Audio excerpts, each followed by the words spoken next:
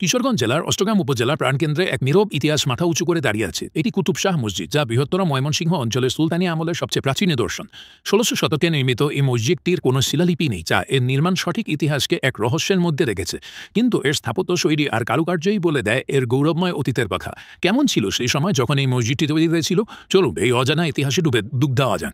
১৯০৯ সালে প্রত্নতত্ত্ব অধিদপ্তর এই মসজিদটিকে একটি সংরক্ষিত স্থাপনা হিসেবে ঘোষণা করে। এর প্রতিটি ইটে লুকিয়ে আছে শত শত বছরের ইতিহাস। মসজিদটির চার কোণায় ৪টি অষ্টভুজাকৃতির বুরুজ এবং প্রত্যেক বুরুজের উপরে একটি করে মিনার রয়েছে।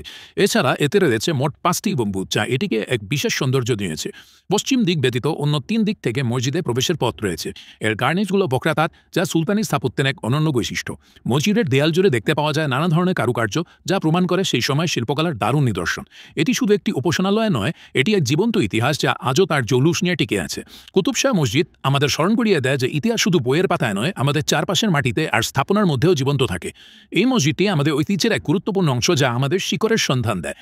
এই ধরনের আরও দারুণ সব ভ্রমণ কন্টেন্ট দেখতে এখনই আমাদের চ্যানেল কিউরিয়াস বেঙ্গলিকে সাবস্ক্রাইব করুন এবং ফলো করুন। প্রতিদিন নতুন নতুন ইতিহাস ও অজানা জায়গার গল্প পেতে আমাদের সঙ্গে থাকুন।